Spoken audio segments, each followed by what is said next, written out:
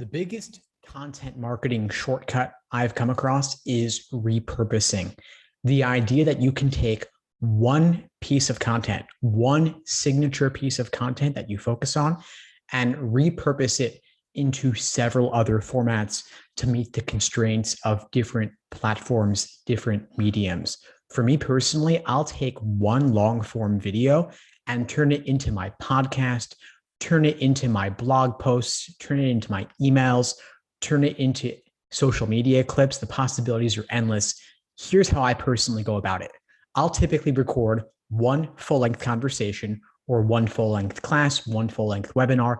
Doesn't matter what it is. Ideally, it's at least 8 to 10 minutes long, ideally 15, 20 minutes or longer. I will then have members of my team cut it into shorter bite-sized clips for social media. I'll have them strip out the audio of that full-length recording and turn it into a podcast.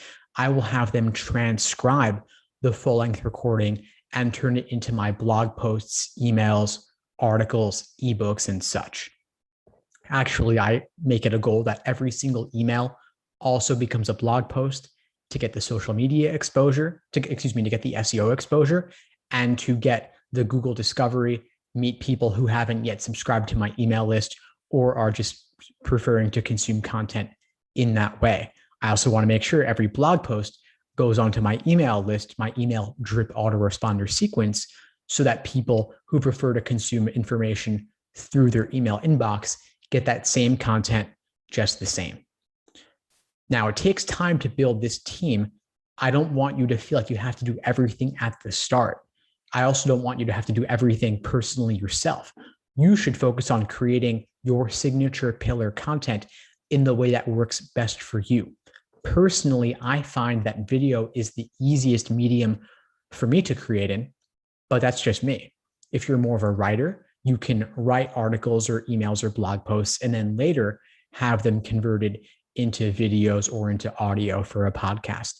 If you prefer not to be on video, that's fine. You might simply read out what you've written as a podcast episode. I see a lot of people do that and it works incredibly well.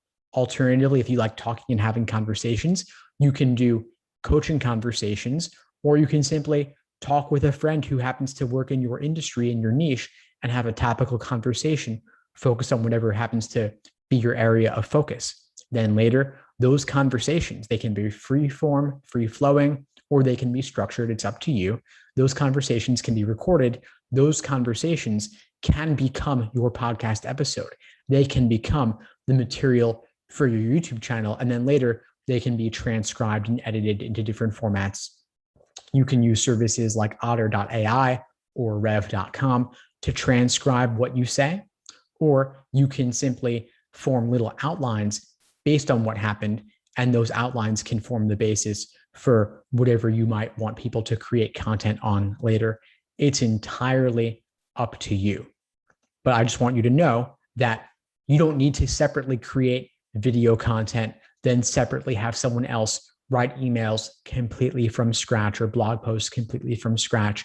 Your video YouTube channel and your podcast can be the same exact material.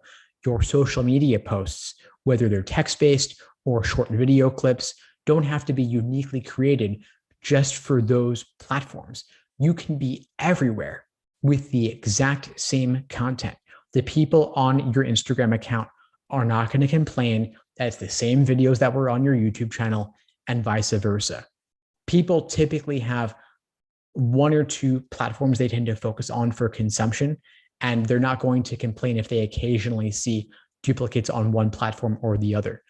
You also don't have to release the same content on the same platform, on different platforms at the same time. You can post a video on YouTube one day, Instagram 3 days later. People are scrolling through the feed. They're not obsessing over, hey, did this guy say the same thing on YouTube a few days ago or the same thing on Instagram a few days ago? It does not matter. The point is that they're seeing you show up consistently. And hey, if they want unique content they can't get anywhere else, maybe they should join your paid course, your paid community, your paid membership site if you have one, which I recommend you build over time, and they can get content that they can't find anywhere else. And I'll let you know a little secret, which is that it's okay to actually post some of your paid membership content publicly as well. That's yet another content marketing shortcut. You can even say, hey, here's a little clip from our paid community. I'm giving it to you publicly as a sample of what's inside. You don't need to post everything from your paid community publicly, but you can drip it out here and there in bits and pieces as part of your content marketing strategy. I've used this personally and it's worked incredibly well for me and makes it much easier for me to get more free content out into the world and to let people know, hey, this is what you're missing if you haven't yet joined my paid membership site. So anyway, hope you found this helpful. Feel free to reach out if you need anything at all. I'm a real person and I'm happy to help however I can. In the meantime,